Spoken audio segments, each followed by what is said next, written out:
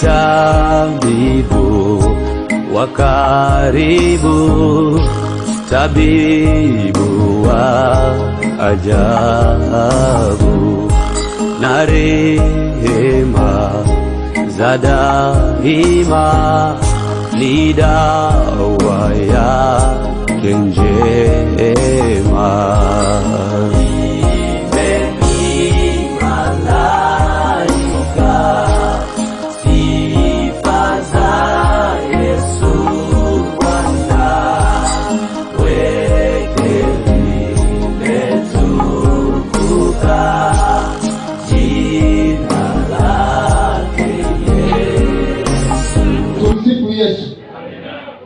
Basi tuingie katika kwa maandiko. Chukua daftari yako kama wewe ni mwanafunzi mzuri, ukaweze kuandika maandiko haya, maana ndiyo yanatuimarisha katika safari yetu ya wokovu. Bwana Yesu asifiwe. Amina. Mnenaji wa kwanza amenena vizuri. Tuwe kielelezo chema, maana katika wokovu wangu mimi huwezi kujua, utajulishwa na matendo ninayotenda. Bwana Yesu asifiwe. Amina. Na matendo haya ndiyo hata yatamfundisha hata yule jirani yako pale unapoishi, atajua huyu ameokoka kweli, huyu anamtumikia Yesu. Bwana Yesu asifiwe. Amina. Hayo matendo yako. Bwana Yesu asifiwe. Amina. Neno linasema hivi, Yeremia, ni utangulizo tu wa hiyo neno naloenda kulinena, nalipatia msingi mzuri. Yeremia 4:30 inasema hivi, na utakapotekwa wewe mwanadamu utafanyaje? Mwanadamu anapotekwa fikra zake ama fahamu zake, huwa anakosa mwelekeo, huwa anakosa utaratibu wa maadili, huwa anaenda sivyo ndivyo, maana huyu ametekwa akili zake na yule adui. Bwana Yesu asifiwe. Lakini leo utafunguka kwa jina la Yesu. Ninaamini Yesu yuko kazini, utafunguka. Basi ujumbe wa leo nataka tuongee hivi: ubaguzi uletao utengano katika kanisa. Bwana Yesu asifiwe. Ubaguzi uletao utengano katika kanisa. Ubaguzi ni kama upendeleo. Unaweza fanya hili kwa mtu huyu na mtu huyu usimfanyie hilo. Bwana Yesu asifiwe. Huo ni ubaguzi. Unaweza fanya jambo hili kwa ndugu yangu Daniel Kapanga hapa, ukija kwa Jackson Karisa usilifanye hilo jambo. Bwana Yesu asifiwe. Hiyo ni roho ya ubaguzi, na imejaa sana katika makanisa, katika viongozi, katika waimbaji, katika wazee wa kanisa, katika kila vitengo. Bwana Yesu asifiwe. Amina. Lakini nisikilize kwa makini, utapona. Yesu hakutuumba tuwe na ubaguzi. Yesu alituumba tuwe watumishi wa kila mtu atakayekuja mbele yetu, ni kwa sababu ya usaidizi. Bwana Yesu asifiwe. Naona umeanza kupata utishio, unataka kichekesho. Bwana Yesu asifiwe. Ujumbe huu ni mkali. Bwana Yesu asifiwe. Hebu msomaji, nataka twende kwa makini. Wafilipi 4:4.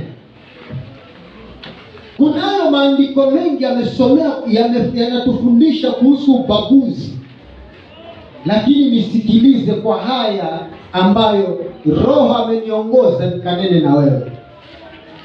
Bwana Yesu asifiwe. Na huu ubaguzi, ndugu zangu na dada zangu katika Yesu, hautufai sisi ambao tumeokoka. Bwana Yesu asifiwe. Hautufai kabisa.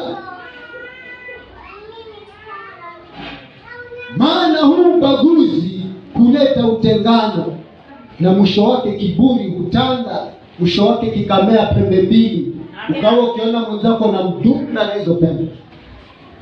Bwana Yesu asifiwe. Lakini leo utapona kwa jina la Yesu. Twende hapo msomaji. Wafilipi 4:4. Wa kwanza mpaka wa 3. Wafilipi wa kwanza mstari wa kwanza. Sikiza hii. Wafilipi 4 mstari wa kwanza hadi 3. Inasema, Ndio. Basi Ndio. Ndugu zangu, wapendwa wangu, nimewaonea shauku, furaha yangu na taji yangu. Hivyo simameni imara katika Bwana, wapenzi wangu. Namsihi Eudia, namsihi na Sintike, ndio wawe na nia moja, ndio katika Bwana. Mstari wa 3. Naam, ndio nataka na wewe pia, ndio mjoli wa kweli, ndio uwasaidie wanawake hao, ndio kwa maana walishindania injili pamoja nami na Klementi naye na wale wengine waliotenda kazi pamoja nami, ambao majina yao yamo katika kitabu cha uzima. Bwana Yesu asifiwe. Kwanza ameanza kuwasifu vizuri. Ndugu zangu, wapenzi wangu, maneno mazuri kabisa haya.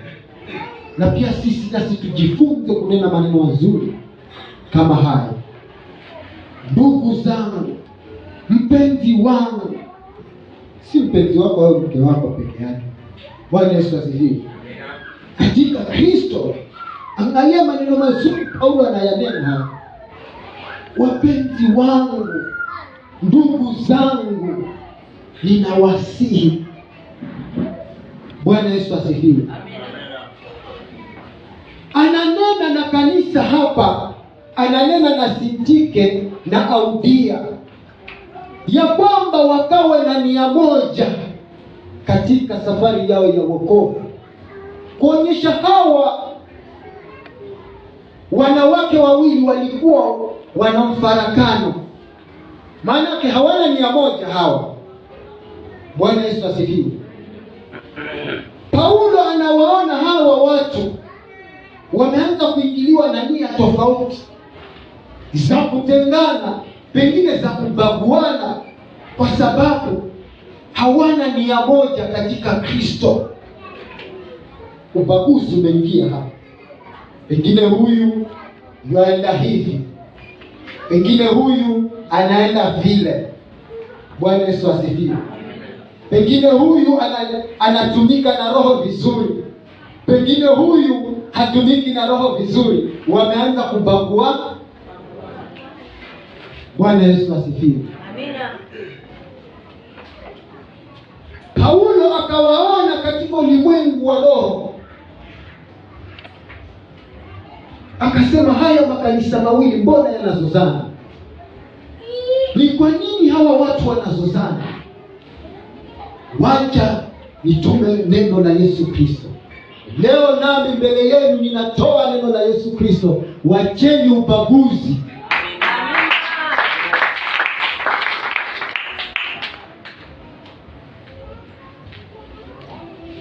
Bwana amekuona wewe. Bwana Yesu asifiwe. Ambaye unadharau mwenzako, ambaye unabagua mwenzako, ambaye unatenga mwenzako. Paulo anawaambia hapa, nyinyi ninajua majina yenu yameandikwa katika kitabu cha uzima. Lakini msipoacha huu upuzi wenu huu wa kutengana na kubaguana, hakika majina yenu yana uwezo wa kufutwa katika kitabu cha uzima. Amina. Bwana Yesu asifiwe. Amina. Katika makusanyiko nyakati hizi za mwisho, haya nimeyashuhudia, haya nimeyaona yakitendeka baadhi ya miongoni mwetu, ya kwamba hata Bombolulu imeanguka, ya kwamba Bombolulu hakuna Mungu. Si ni roho ya ubaguzi hiyo imeingia? Bwana Yesu asifiwe. Na wewe waenda kanisani vizuri, wapigia Yesu makofi. Na wewe waenda kanisani vizuri, wamwimbia Yesu. Lakini ni nini kilicho ndani ya roho yako? Ubaguzi. Ushindwe kwa jina la Yesu.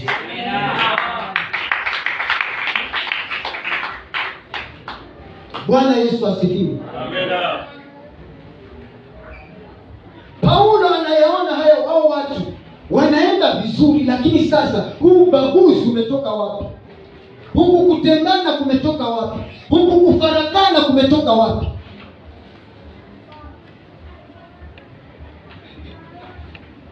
Licha ya kwamba majina yenu yameandikwa katika kitabu cha uzima, lakini ukiendelea na huo upuzi, jina lako linafutwa. Bwana Yesu asifiwe. Amina.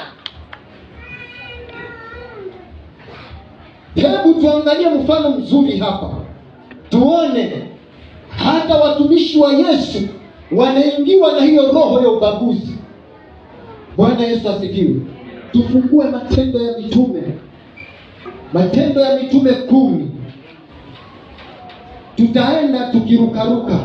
Kabla hatujasoma, nataka tuanze 10 mpaka 15. Wacha nianze kueleza hivi. Tunakuta hapa kuna mtu mmoja anaitwa Kornelio. Kwanza ukisoma hapo Matendo ya Mitume 10 mstari ule wa kwanza, utakuta Kornelio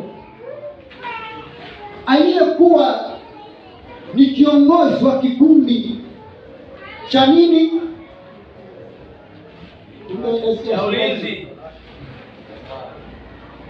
Kikundi cha wanajeshi cha Italia. Kumbe si wasomaji wa maandiko nini? Kikosi cha Italia. Ukisoma palikuwa na mtu mmoja, mtu Kaisaria, jina lake Kornelio, akida wa kikosi kilichoitwa Italia. Huyu alikuwa ni kama kiongozi, anaongoza kile kikundi. Bwana Yesu asifiwe. Na huyu mtu tulikuta kumbe alikuwa hajaokoka vizuri, ama tuseme ni wale waokofu wa dini. Bwana Yesu asifiwe. Amina. Lakini katika safari yake ya wokovu, ama katika utumishi wake, amejifunza kutenda mema. Ni mtu anatoa sadaka vizuri, ni mtu anatumika vizuri, lakini kumbe kuna kitu alichokuwa anakosa ndani yake. Basi katika ule utumishi wake vizuri, sauti ikatoka mbinguni ya kwamba nimesikia na kupendezwa na matendo yako. Bwana Yesu asifiwe. Akaambiwa, hebu ondoka uende mpaka kwa Simioni Petero, naye atakwambia na kufanya nini. Soma hapo Matendo ya Mitume 10. Matendo ya Mitume ndio 10 kuanzia 10 mpaka 16. Matendo ya Mitume 10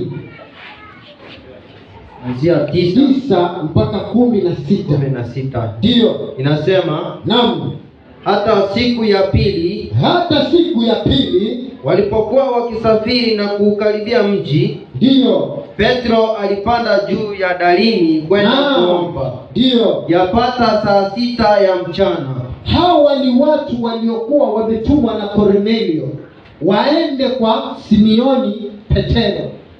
Sasa wale watu wanamwendea, naye 10 ndio akaumwa na njaa sana, akataka kula. Sasa huyu Petero, Simioni Petero, alikuwa amefunga siku ile, na alipoumwa akasikia njaa sana, akawa anataka kula. Hebu tuangalieni. Lakini walipokuwa wakiandaa, roho yake ikazimia. Hata wewe unapofunga na kusikia njaa, saa zingine ingia kwa maombi zaidi, roho yako itazimia, utapata maono kutoka mbinguni. Amina. Bwana Yesu asifiwe. Amina. Usiseme nimelemea ndio kapasuka nchi 10. Bwana Yesu asifiwe. Amina. Tuendelee mtumishi. 11. Ndio akaona mbingu zimefunguka, na chombo kikashuka kama nguo kubwa. Akaona chombo kinashuka kama nguo kubwa, inateremshwa kwa pembe zake. Yuko katika ulimwengu wa roho huyu, kumbuka. Anaona kitu kama nguo kinateremka. Inateremshwa kwa pembe zake 4 hata nchi. Ambayo ndani yake walikuwamo aina zote za wanyama. Ndani yake, katika ile nguo inayoteremka, kuna aina za wanyama wenye miguu minne, na hao watambaao, na ndege wa angani. Kisha sauti ikamjia kusema, ondoka Petro, uchinje ule. Lakini Petro akasema, naam, hasha Bwana, kwa maana sijakula kamwe kitu kilicho mimi sijawahi kula kamwe kitu kilicho najisi. Ndio, tuendelee. Sauti ikamjia mara ya pili. Sauti nyingine ikamjia mara ya pili, ikimwambia vilivyotakaswa na Mungu, vilivyotakaswa na Baba aliye juu, usiviite wewe mwanadamu najisi. Jambo hili, ngoja kidogo ama malizia hapa. Jambo hili likatendeka mara 3. Kisha kile chombo kikapokewa tena mbinguni. Tena kile chombo kikaondoka kikapaa mbinguni. Bwana Yesu asifiwe. Amina. Tunaona ya kwamba hapa Petro, Simioni, aliyekuwa yuko katika ulimwengu wa roho, akaona nguo, chombo kinashuka kama nguo, na hichi chombo kimejawa wanyama, kimejawa na ndege. Bwana Yesu asifiwe. Anaambiwa na yeye ile roho, ondoka uchinje. Ufanye nini? Ule pamoja nao. Bwana Yesu asifiwe. Petero anasema, la hasha Bwana, siwezi kula na hawa watu. Angalia hiyo roho ya ubaguzi, tena yuko katika ulimwengu wa roho. Bwana Yesu asifiwe. Amina. Wapendwa ndugu zangu katika Kristo, tunayemtumikia ni Yesu Kristo, na hii roho ndani yetu itutoke, roho ya ubaguzi iletayo utenganifu. Ikamjia mara ya pili, ondoka uchinje ule. Bwana Yesu asifiwe. Amina. Simioni Petero akawa na sita. Ukisoma hivi utajua wale wanyama wanaotajwa pale si wanyama, wale ndege wanaotajwa pale si ndege, ni binadamu, mimi na wewe. Amina. ukiteremka hapo chini, Biblia imeandikwa katika mafumbo na methali. Sasa hapa anaona kama wanyama na ndege, lakini anaambiwa chinja ule nao. Wewe umeokoka saa hii, unasema mimi siwezi kuhubiria mbuzi, siwezi kuhubiria mtu ambaye amechukua huduma namba, siwezi kuhubiria mtu ambaye hajaokoka.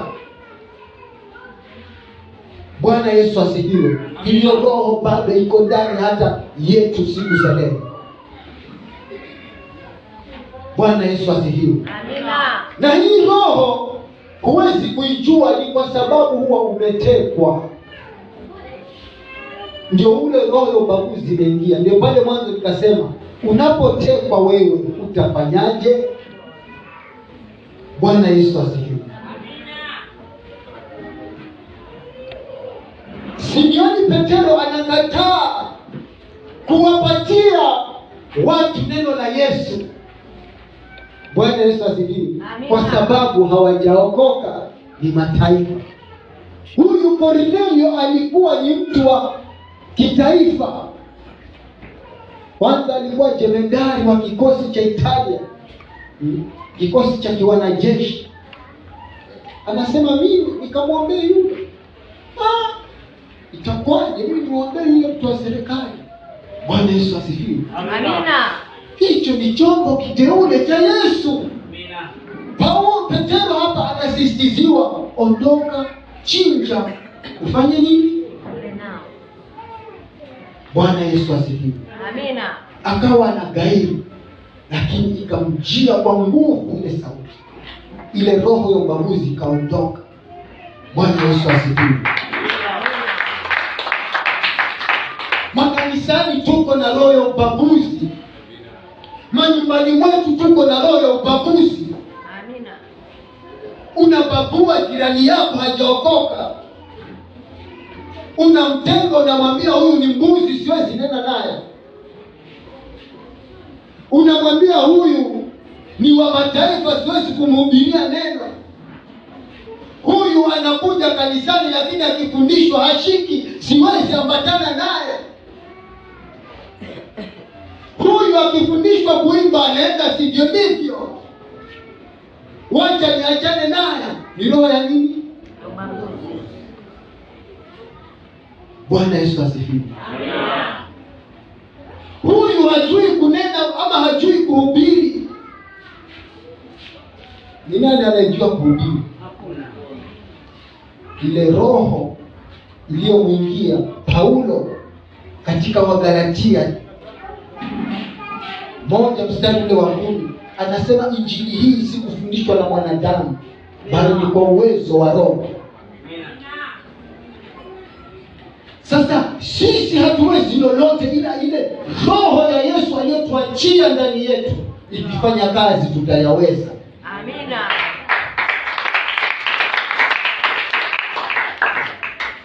Bwana Yesu asifiwe. Amen.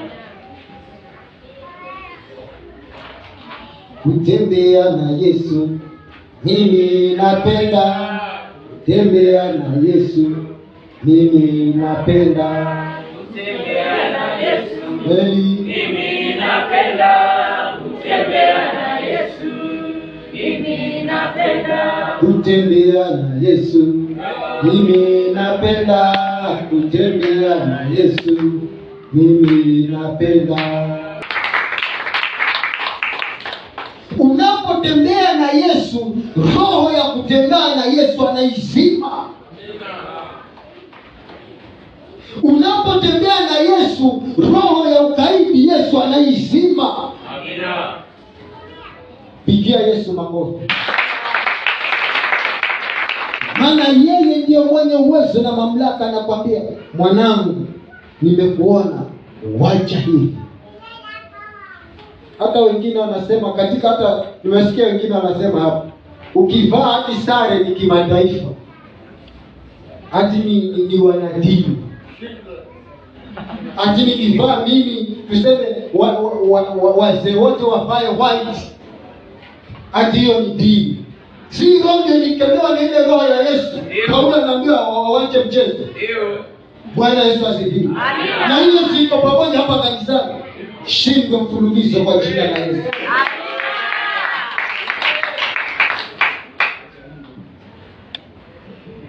Mavazi ikiwa takatifu ya kustiri mwili, utaona uzima wa milele. Amina. Lakini ikiwa ni yale ya shororobo, shauri yako ni aliyekuumba. Sisi tutakuvumilia, lakini katika ule mwenendo wetu wa utakatifu, kama hutageuka, basi kuna watu walioandikiwa jehanamu tangu mwanzo wa kuumbwa ulimwengu. Na hiyo si nini, ni Biblia. Bwana Yesu asifiwe. Lakini Yesu ni mwema, tukimwomba Baba atatuondolea hiyo roho. Amina. Isonge mbele, hebu tuangalie hii roho ya ubaguzi. Matendo ya Mitume hivyo 9 kuanzia 10 mpaka 15. Matendo ya Mitume mlango wa 9 ndio kuanzia 10 hadi 15. Naam. Basi palikuwapo Dameski ndio mwanafunzi jina lake Anania. Mwanafunzi mtumishi wa Yesu Anania. Bwana akamwambia katika maono. Huyu naye alikuwa katika maono. Kumbe ukiwa ukipenda kuwa katika rohoni, Yesu huwa anakufunulia. Bwana Yesu asifiwe. Penda sana kuwa mtu wa maombi. Penda sana mtu wa kufunga, kuingia rohoni. Yesu atakufunulia, atakuimarisha zaidi. Bwana Yesu asifiwe. Maono hapa anapata Anania. Ndio. Akasema, mimi hapa Bwana. Mimi hapa Bwana. Bwana akamwambia, simama. Enenda zako katika njia iitwayo Nyofu. Sasa huyu Anania anatumwa katika maono. Nenda mpaka njia moja iitwayo Nyofu. Ndio. Ukaulize katika nyumba ya Yuda. Katika nyumba ya Yuda akaulize huyu Anania mtu aitwaye Sauli wa Tarso, maana angalia anaomba. Anania anaomba. Naye amemwona mtu jina lake Anania akiingia na kumwekea mikono juu yake, ndio apate kuona tena. Naam. Lakini Anania akajibu Bwana. Anania sasa anajibu ile roho aliyoiona katika maono ambayo ni ya Bwana. Nimesikia habari za mtu huyu. Nimesikia kweli habari za huyu mtu huyu, na nituma kwake Bwana. Kwa watu wengi mabaya mengi aliyowatenda. Kumbe huyu mtu alikuwa ni mtenda mabaya. Huyu mtu alikuwa ni mtenda dhambi, ni kaidi, jasusi, jangili, alikaida. Watakatifu wako Yerusalemu. Anawatenda watakatifu wako Yerusalemu maovu huyu alikaida. Hata hapa ana amri itokaye kwa wakuu wa makuhani. Ana amri kutoka wakuu wa makuhani huko, awafunge waokovu wote wakuitiao jina lako, wanaoita jina la Yesu. Lakini Bwana akamwambia, nenda tu. Sasa unaona hapa Anania anasema hili mtu ni jangili. Huyu mtu sitenda na malizo tayari huyu. Bwana Yesu asifiwe. Umetumwa kwa mataifa, na wale watu ni makaidi, na wale watu ni viburi. Hata saa zingine unaweza kuhubiri na mdao unarushiwa mawe ama unapigwa mawe. Anania akafikiria, Bwana, huyu mtu ni jangili, niende kwake nipigwe nitamalizwa tu. Lakini kumbe yuko ulimwengu wa roho, lakini ana fikira za kimwanadamu pale. Bwana Yesu asifiwe. Nikienda kwake huyu mtu anaweza kuniumiza, lakini kumbe hajui Yesu amekutana naye, amevunja makali yake mpaka hana awezalo mali alipo. Tuendelee. Kwa maana huyu ni chombo kiteule kwangu. Huyu mtu ninayekutuma kwake ni chombo kiteule, alichukue jina langu mbele ya mataifa. Anaambiwa hivyo, huyu ninayekutuma kwako ni chombo kiteule. Alikuwa amejua na roho ya ubaguzi pale. Yes. Pale mahali nilituma nikahubiri, kumbe nimekutana na chifu pale, anasema tutii mamlaka ya serikali. Itakuwaje Yesu? Bwana Yesu asifiwe. Amina. Shetani ameenda kutolea pembe tayari, amekutishia. Lakini nawasihi ndugu zangu, tusiwe waoga. Yesu akujaze na roho ya ujasiri. Bwana Yesu asifiwe. Tuendelee. Malizia hiyo 16. Na wafalme ndio na wana wa Israeli. Naam. 16. Maana nitamnywesha yalivyo mengi yatakayompasa kuteswa kwa ajili ya jina langu. Sasa hapa tunakuta huyu Anania ametumwa kwa huyu Al-Qaida aliyekuwa anaitwa Sauli. Bwana Yesu asifiwe. Kwa sababu alikuwa ni jangili, anapiga wateule, anawatesa. Lakini pale Yesu, Anania anasema, Yesu, niende kule mimi sitamalizwa. Huyu chifu huyu si anaweza kunitishia polisi nikamatwe hapa. Bwana Yesu asifiwe. Lakini Yesu ni mwaminifu. Kumbe amekutana yule Milino Sauli kule, alikuwa amekutana na Yesu kitambo. Amevunjwa ile makali yake mpaka haoni, amewekwa kipofu. Sasa wewe niwende ukaweke tu mkono pale, angalia roho ya ubaguzi nyingine. Ubaguzi hapa makanisani umejaa. Hata katika wake wa mama roho ya ubaguzi na iko ndani. Katika wazee roho ya ubaguzi iko ndani. Pengine umebaguliwa na mumeo, anakuendesha sivyo ndivyo. Pengine umebaguliwa na mke wako. Pengine unapitia ya hali ya kukataliwa. Lakini wewe usimama na Yesu. Bwana Yesu asifiwe. Amina. Hii roho ya ubaguzi isionekane ndani yetu. Maana ikiendelea kuwa ndani yetu inaleta utengano,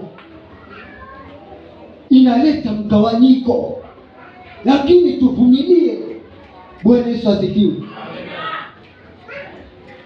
Mafarisayo na Masadukayo wakamwambia Yesu, mbona wewe unakula na hawa?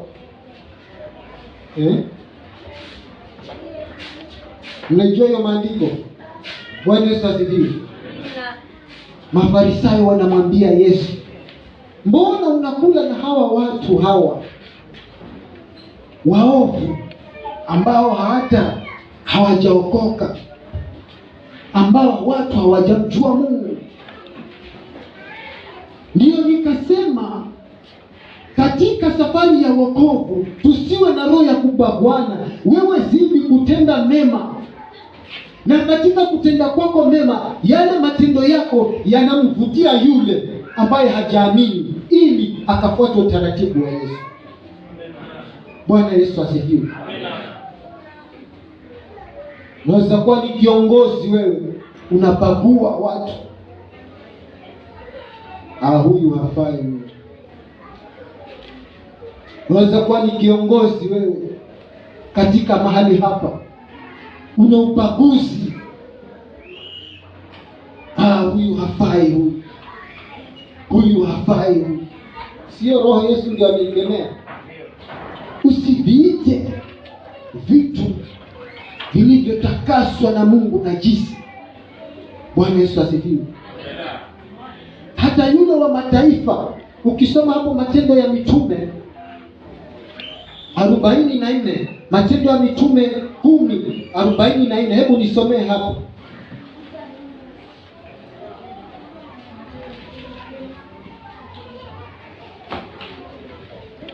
Matendo ya Mitume 10:44.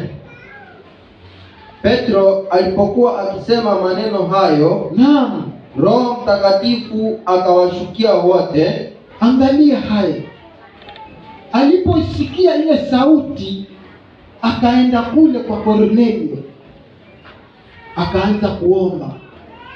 Angalia sasa Roho Mtakatifu vile anafanya. Bwana Yesu asifiwe. Amina. Waliolisikia lile, wale waliolisikia, Roho Mtakatifu anaingia ndani.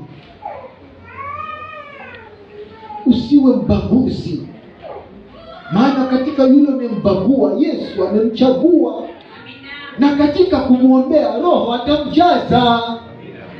Mbona unamtenga? Bwana Yesu asifiwe.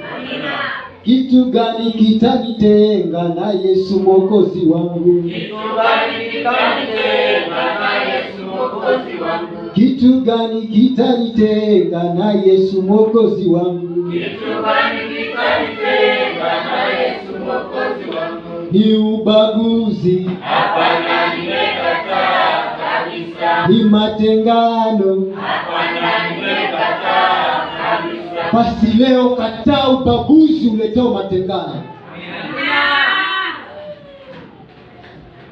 Pigia Yesu makofi.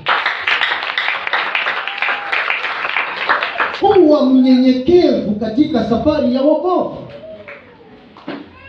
Kuwa mtu mwenye madini mazuri katika safari ya wokovu.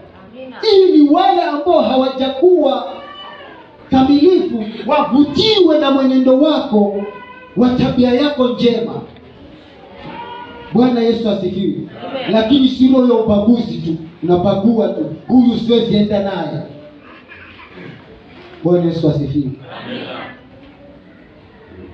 Huyu siwezi fanya naye hivi,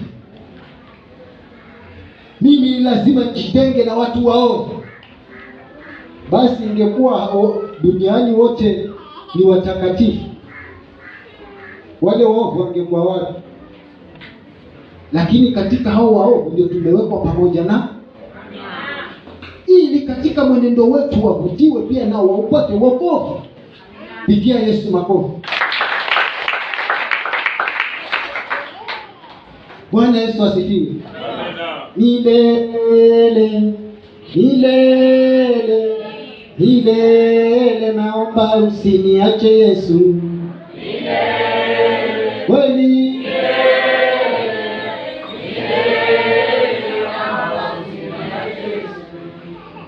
andiko la mwisho, sikia hii.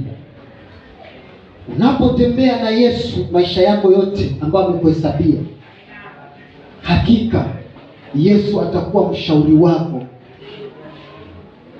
na nuru yako atakuangazia. Mwanangu, usifanye hivi, mwanangu, enenda hivi. Bwana Yesu asifiwe. Wacha nikupe andiko la mwisho, manake sisi tunamsema kule mwanamsikizi kabirwa dini. Mhubiri 11 mstari ule wa kwanza hadi wa 3.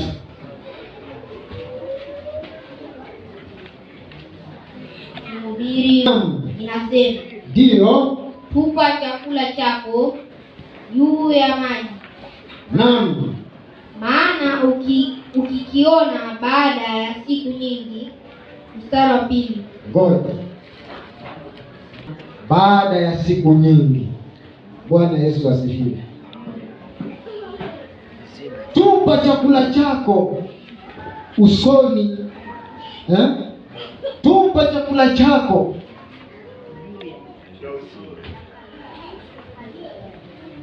usoni pa maji, maana utakiona baada ya siku nyingi. Bwana Yesu asifiwe. Amina. Hapa tunachukua ya kwamba chakula ni neno. Neno unapolipanda juu ya maji, hakika maji yataibubujia ile mbegu na itakuwa vizuri. Baada ya siku nyingi utaona mazao. Nami mchana wa leo ninatupa hili neno kwenu. Tuache matengano, tuache ubaguzi. Baada ya siku nyingi nitaona tumerekebishika, tuone uzima wa milele. Bwana Yesu asifiwe. Amina. Teremka hapo chini. Mstari wa 2. Naam. Uwagawie sehemu watu 7. Uwagawie sehemu watu 7 hata 8. Hata 8.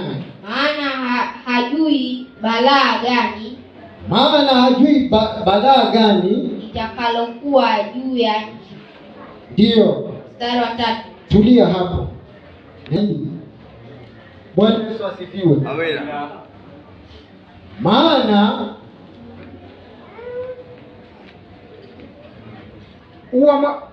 uwagawie sehemu watu 7 na hata 8. Maana hujui baa gani litakalokuwa juu ya nchi. Bwana Yesu asifiwe. Nawapatia neno hili ndugu zangu na dada zangu katika Yesu Kristo, kwa sababu sijui ni jaribu gani litakalokuja bali hapa duniani, lakini utakaposimama na hili neno utalishinda kwa jina la Yesu. Malizia hiyo 3. Mimi namalizia, wakupona atapona, kama hujapona utakutana na Yesu. Mstari wa 3. Naam. Mawingu yakiwa yamejaa mvua, naam, yatamimina juu ya nchi. Ndio. Na mti ukianguka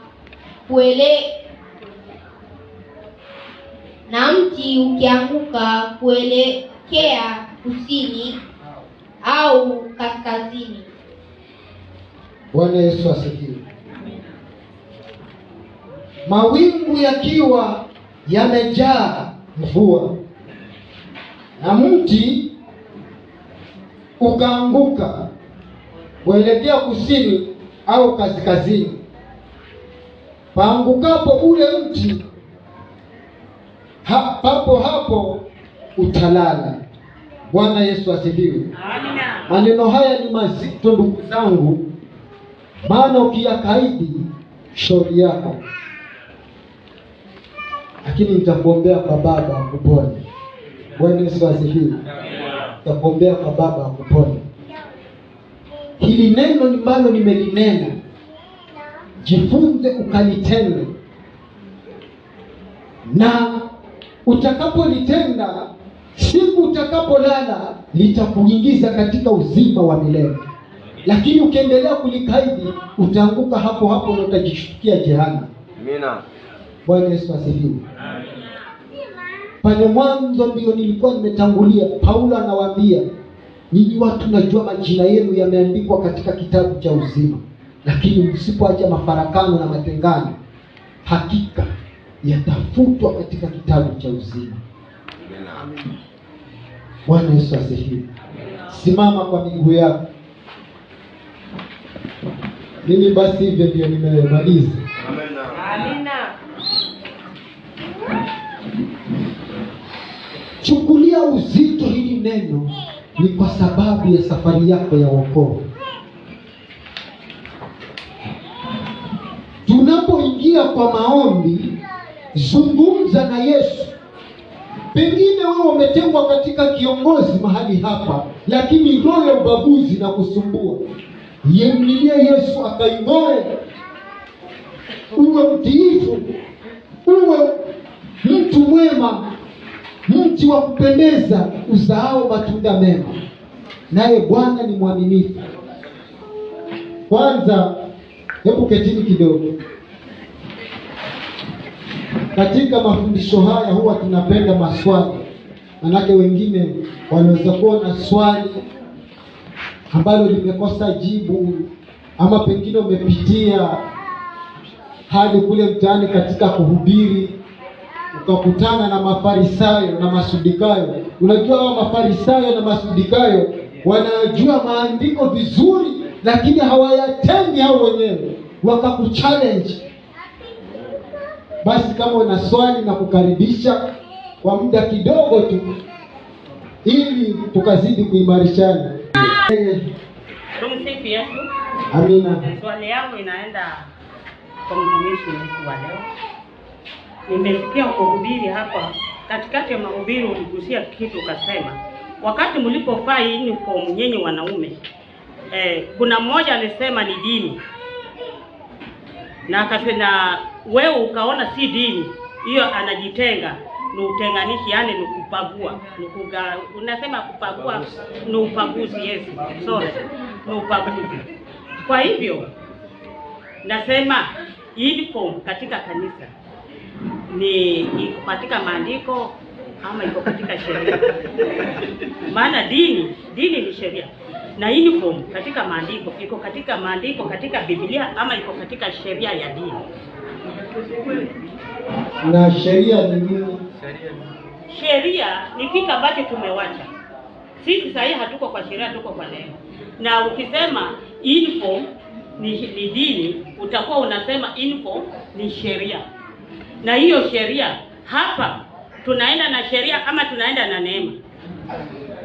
Na mimi kama Kilea nimeokoka, na ninaambiwa sheria inasema nivae viatu vyeupe ndio nione mbinguni. Hiyo nitakuwa naenda mbinguni na neema, ama nitakuwa naenda mbinguni na sheria?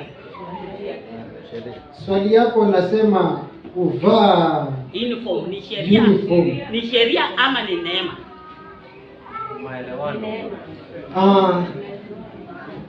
Nimeambiwa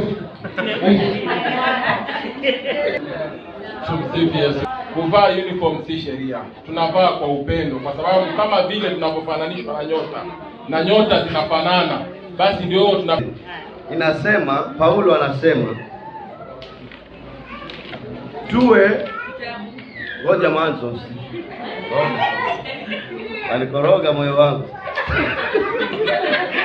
Ninasema hilo andiko ni Paulo huyu anasema tuwe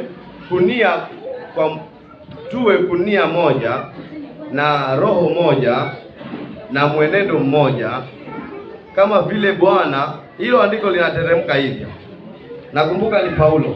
Sasa basi tukirudi hapa katika mavazi, si sheria kwamba ukikosa usije kanisani, lakini kama Bwana mmoja, nia moja, roho moja, ndio tunajenga mwili wa Kristo. Paulo akarudi tena akasema kwamba kama nimewapa vya rohoni, kwa nini basi msitoe vya mwilini? Hasa hivi tuko katika mwili, vitu vingine tutafanya katika umoja. Inaashiria kitu, kwa sababu tukisema hatutapika pamoja tukala hapa kwa sababu ni dini, tutaacha vitu vingi. Kuna maandiko mengine ya leso mtawanunulia wamama mvae na maberoya, sijui ndo kazikubali mwaka nipiga mawe. Tusikie mama kaka, swali yako ni hivi: kuvaa uniform ni sheria ama si sheria? Ndio swali yako wewe. Wacha tuseme hivi, sisi ambao tumemjua Yesu Kristo tumekuwa kitu kimoja. Waefeso 4, wacha tuanze 4 pale. Hebu nisomee msomaji. Waefeso mlango wa 4 kuanzia 4. Ndio. Teremuka. Naam. Mwili mmoja na roho mmoja kama na mlivyoitwa. Ama tuanzie hapo juu kidogo 3. Tupate mtiririko vizuri. 3. Na kujitahidi kuhifadhi umoja ndio wa roho katika kifungo cha amani. Naam. Mwili mmoja ndio na roho mmoja. Naam. Kama na mlivyoitwa katika tumaini ndio moja la wito wenu. Naam. 5. Ndio. Bwana mmoja. Ndio. Imani moja. Ndio. Batizo mmoja. Naam. Mungu mmoja. Ndio. Naye ni Baba wa wote. Sasa katika vitu vyote mmoja, kila kitu yote inasema mmoja. Na tukisema basi leo tuvae sisi kanisa mzima sare, inaonyesha nini? Umoja na upendo. Na Biblia hiyo ndio inatufunza. Wakorintho wa kwanza 13 ule mstari wa kwanza inasema nini pale? Twende mbio kidogo. Japosema kwa lugha. Naam. Ya wanadamu. Na zamani soma wewe, iko kwa kompyuta, iko kwa memory, soma ukiteremka. Kama sina upendo, naam, mimi si kitu. Ndio. Ngoja confirm. Ni nani amefika hapa? Nijaposema kwa lugha za wanadamu, ndio, na za malaika, naam, kama sina upendo, ndio, nimekuwa shaba iliayo na upatu uvumao. Sasa tuangalie hapa, sisi ambao tumeokoka na tunaenda katika njia moja ya Yesu Kristo, naye ni Bwana wetu ambaye ni Mungu.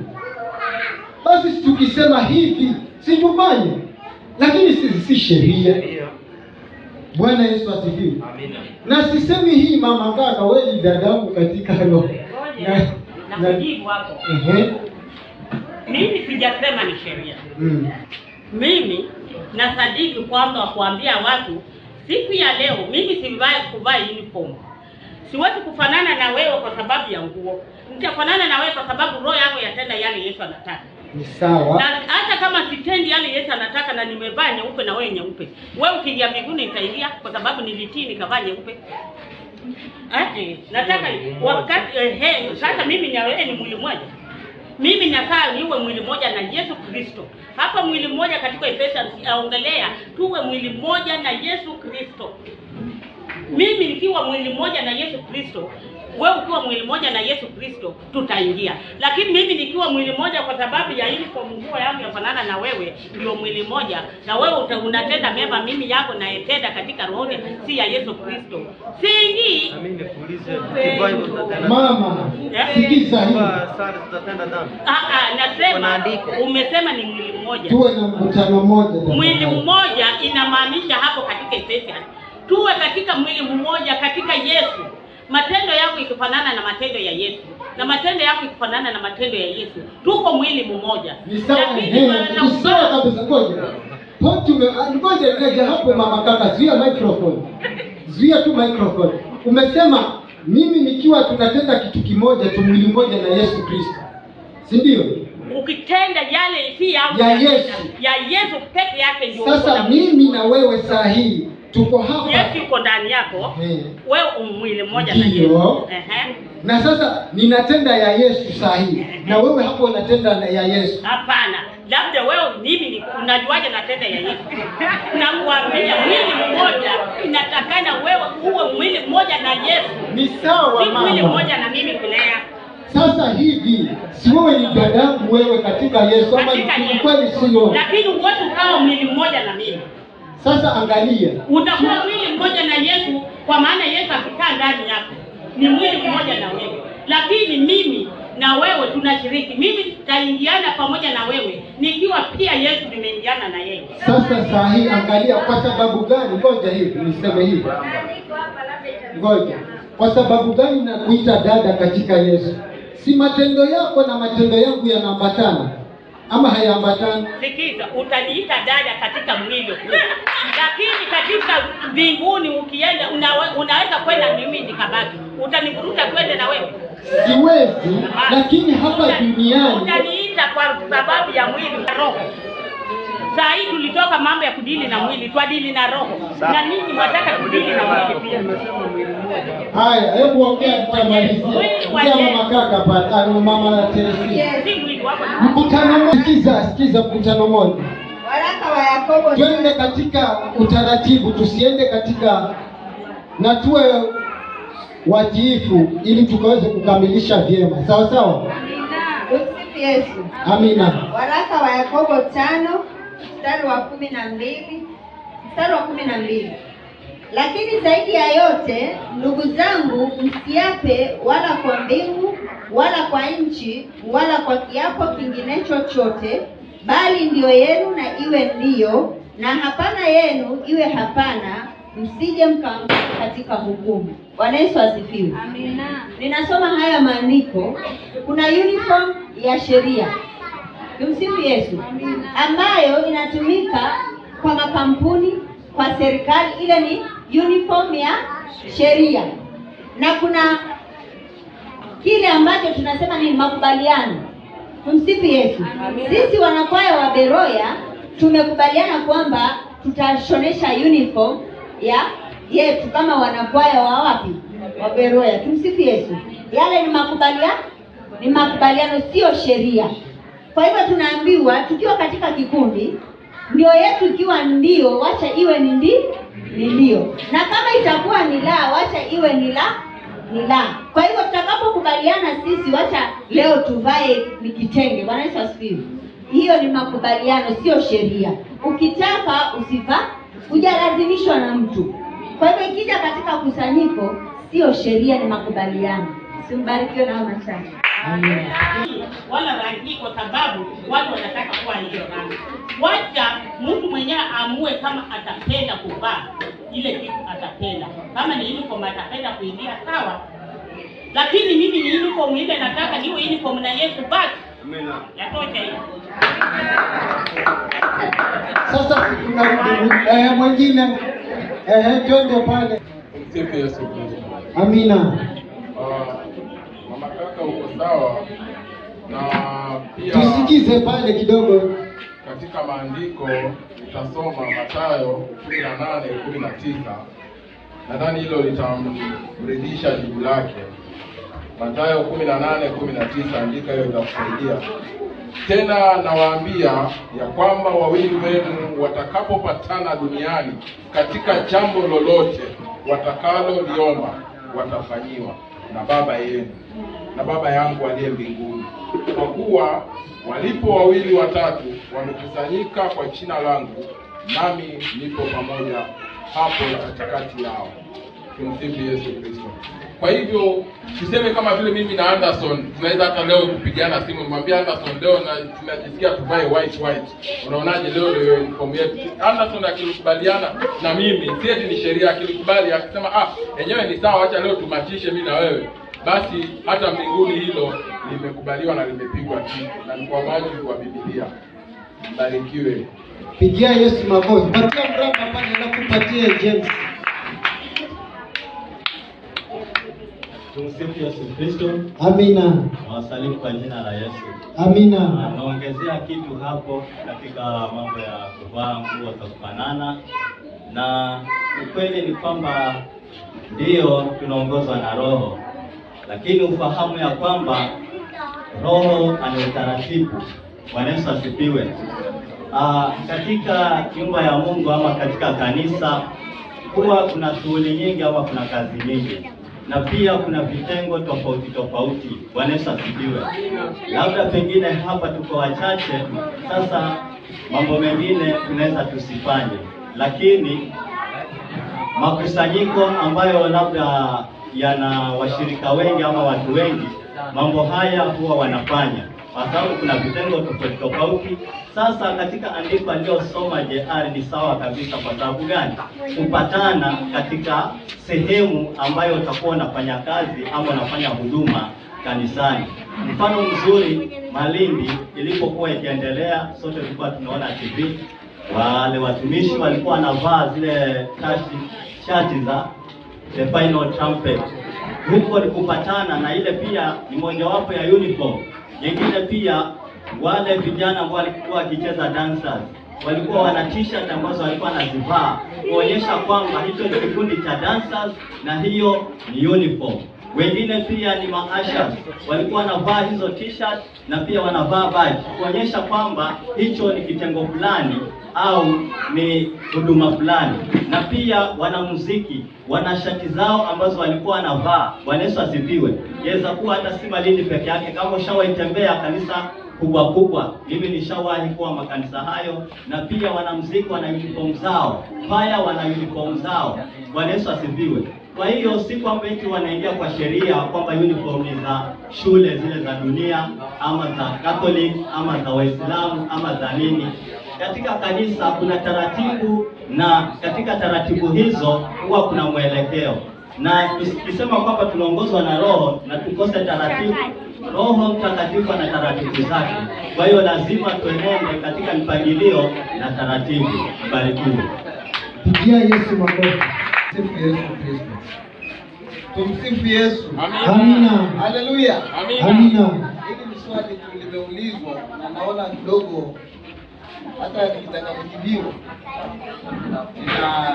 nina nguvu kidogo. Haleluya. Amina. Lakini mimi nasema hivi, katika maandiko matakatifu yaliyozungumzwa na mtumishi Mungu. Haleluya. Haleluya. Amina.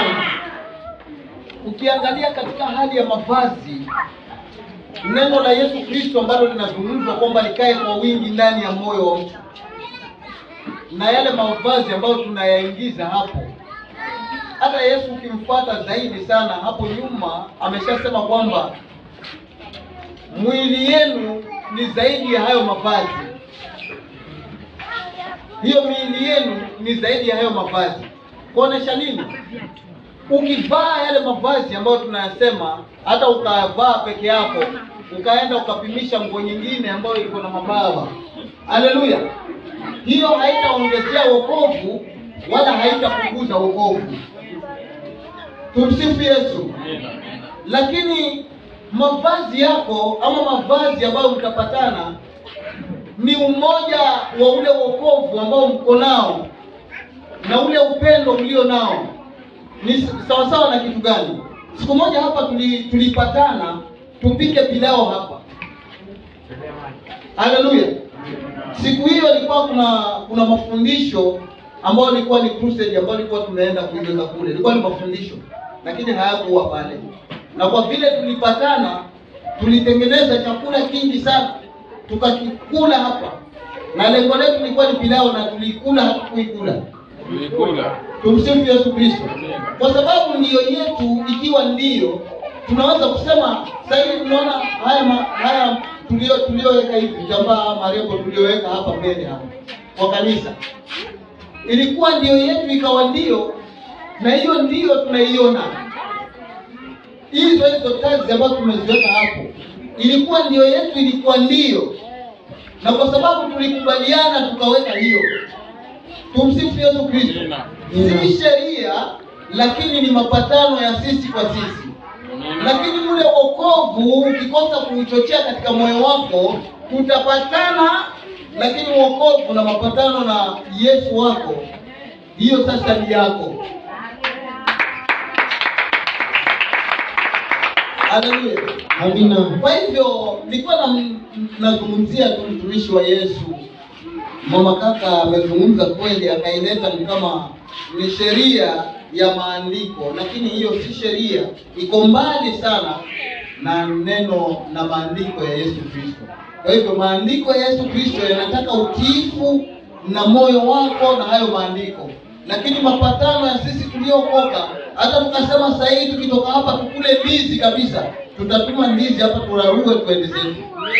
Amina. Pigia Yesu makofi. Patia Yesu Kristo. Jambo la kwanza tuelewe sheria ni nini na neema ni nini, alafu tutasongea mahali. sheria zimewekwa kwa ajili ya kuongoza. Neema ni Yesu mwenyewe, na Yesu mwenyewe pia, ili tuseme hii sheria iko ndani ya Yesu. So ikifikia mahali unafanya pasipo kushurutishwa. Jambo la pili, niseme kama tukiwa hapa tumepatana, kama ni maasha wetu wao wavae baji, kama ama ni maasha wetu wao wanavaa kama ni stripe ya kuandika asha, kusudi mtu akija kama ni mgeni. Je, wangekuwa kama hao ambao tuko nao hawana baji, ni mgeni amekuja, atajuaje huyu ni ataomba tu msaada kwa mtu yote yule? Bwana Yesu asifiwe. So kuna ile taratibu. La tatu nini? Wakati kama tuko na uniform, huwa kuna communication ambayo inafanyika. Niseme kama hii ambayo inakuja ya mwezi wa 7, tuseme kuwa tumevaa white. Bwana Yesu asifiwe. Si sheria. Ndani ya roho yako ukushtua kuwa nikivaa vile nitakuwa nimemkosea Yesu, wewe tulia.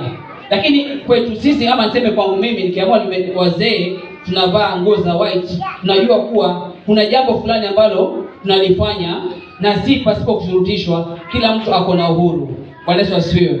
So wakati wa mavazi tukiingiza sheria, kuna njia pia ifikie mahali utakuwa una hukumu wengine. Bwana Yesu asifiwe. So yangu ni hayo. Yesu amani abariki. Pigia Yesu makofi. Naliunga mkono neno la monyo pale, na hata ukisoma Amosi 3 mstari ule wa 3 inasema hivi: Je, watu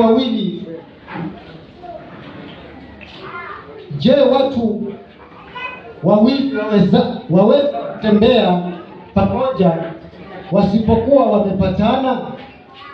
Bwana Yesu asifiwe. Mimi na mama kaka tutatembea pamoja, ni kwa sababu tumekuwa mwili mmoja na Yesu Kristo. Na sasa yale ambayo yanampasa tufanye ya Yesu Kristo ndio yametuunganisha mimi na yeye, yametuunganisha mimi na wewe. Bwana Yesu asifiwe. Amina. Na hayo ndio tunakuwa mwili mmoja.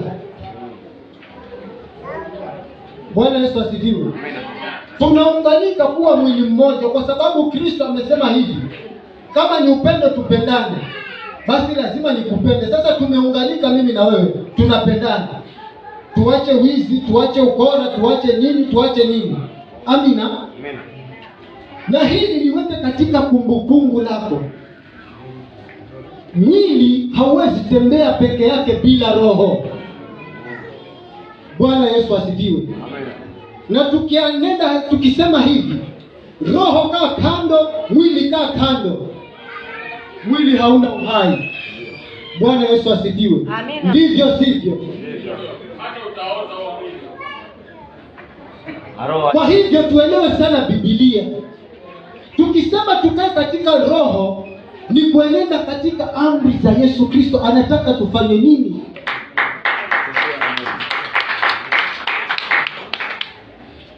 Na tukisema tutoke katika mwili, basi ni tamaa za mwili, ni dhambi. Tutoke katika dhambi. Bwana Yesu asifiwe. Lakini ukisema tusienende kimwili, sasa tukitoa hiyo roho itakuwa, ile mwili itakuwa na uhai. Si tulienda kuzika tayari juzi? Roho ilikuwa imeenda wapi? Na hiyo roho itafuatana na matendo, ndio ukaufungua ule mlango wa uzima. Bwana Yesu asifiwe. Wapendwa,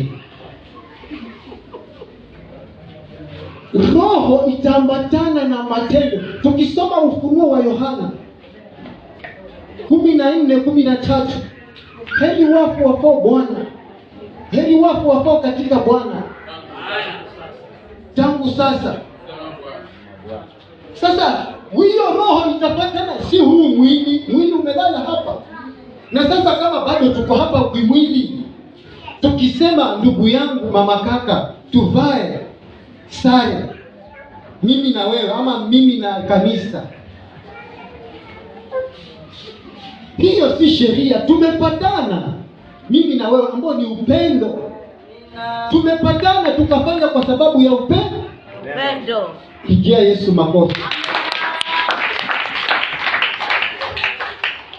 Sasa tujafanya vile kwa sheria.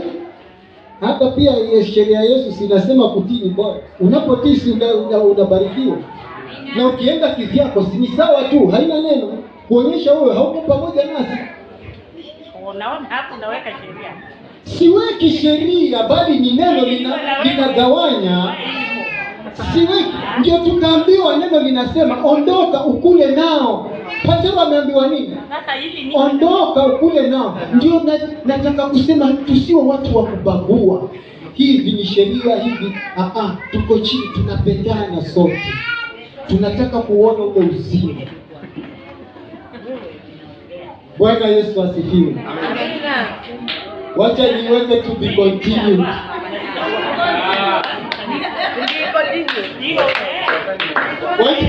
Wacha mimi nitaendelea patana na nyinyi.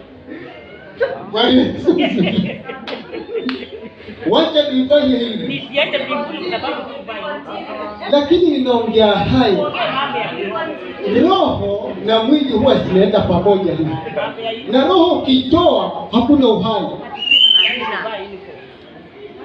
Na hii si sheria ya kwamba uhai haijaandikwa hapa. Lakini tunaenda kwa pamoja. Unielewa. Unajua hii kitu hamkuelewa, mlikuwa mnafikiria tu nilitoa example. Example yangu ni hivi. Tulikuwa tumeketi hapo wakina mama. Wakasema lazima tununue dera. Wamama wote wanunue dera tu kwa dera. Nikamwambia siku kwa nini? Wakaniambia wanasherehekea siku ya kuzaliwa kwa hii kanisa. Kwa hivyo nikawaambia dera tunanunua tuvae kwa sababu kwa sherehe siku ya kanisa kuzaliwa. Basi si tunabudu kanisa sasa. Ni sawa mama. Hapo imeenda kwa. Sawa kabisa sawa. Basi Yesu alikuwa na makusudi. Mimi siko kwa kundi la wamama. Mimi siko katika kundi la wamama. Na haya ndio nasema tusio watu wa kubaguana. Amina. Tusio watu wa kubaguana. Tukiwa tumevaa hivi usiseme yule ni wa dini wala yule ni wa, tusio watu wa kubaguana. Amina. Haikuwa nilikuwa tu katika hiyo hali ya uniform hiyo ndio nilikuwa nakuletea. Ni sawa. Nikawauliza uniform tuwavaa kwa nini? Tunasherehekea siku ya kuzaliwa ya hii kanisa. Nikawaambia mwasherehekea siku ya kanisa kuzaliwa. Ni halali hiyo. Yesu makofi. Sasa wacha tuifanye hivi. Tumemaliza leo. Hiyo si sheria. Bali tunafanya kwa upendo. Basi simeisha hapo. Pigia Yesu makofi. Haya, simameni tukaombe sasa. Roho ya ubaguzi leo nimekemea itoke. Kumbe nilikuwa niko rohoni.